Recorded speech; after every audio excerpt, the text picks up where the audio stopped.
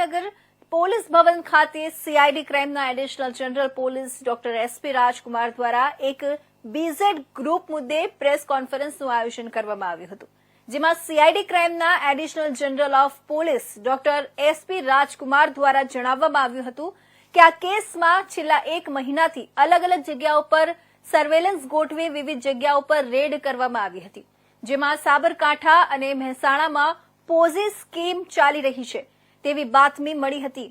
Licence મેળવ્યા વગર જ 3 થી 36% વ્યાજ આપવાની લાલચ આપી 2020માં આ સ્કીમની શરૂઆત કરી હતી। આ સ્કીમમાં સરકારી નિવૃત્ત કર્મચારીઓ, શિક્ષકો જેવા લોકોને લાલચ આપી મલ્ટી લેવલ માર્કેટિંગ કરી ફ્રોડ કરવામાં આવ્યું હતું।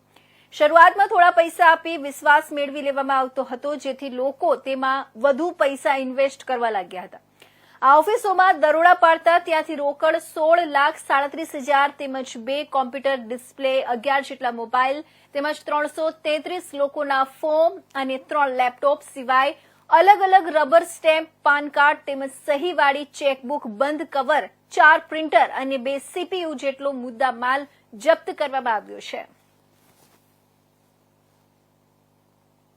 आरोपी છે નામ એ કીધું ઓલરેડી કે ભૂપેન્દ્ર પરબતસિંહ ઝાલા, એને ઓફિસ છે રનાસન તોલો સાબરકાંઠામાં આવે છે મેઇન ઓફિસ। એ ઉપરાંત દરેક જિલ્લામાં અલગ અલગ સ્થળે જે કીધું 6 જિલ્લા, એ દરેક જિલ્લામાં એના ઓફિસ છે અને ઓફિસમાં કામ માટે 2-3 છોકરાઓ છે। એ ઉપરાંત એજન્ટ છે, એ એજન્ટ કોણ કોણ છે હવે સામેથી મીડિયા મારફતે પણ અને પબ્લિક દ્વારા અમને માહિતી મળશે, એ આધારે તપાસ આગળ વધશે। એજન્ટ હાલમાં એક જ એજન્ટ પકડવામાં આવ્યો છે, જેનું નામ આનંદ દરજી છે।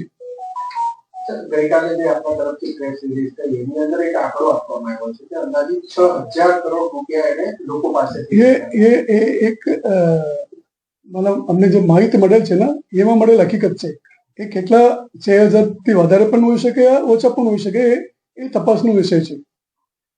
આજે મુખ્ય આરોપી છે કે ભાગી ન જાય એના માટે આપના દ્વારા શું પ્રયાસ? ये नॉर्मल जो पुलिस का खास करके सीआईडी ना जो एसओपी છે એ મુજબ તમામ કાર્યવાહી કરવામાં આવેલ છે।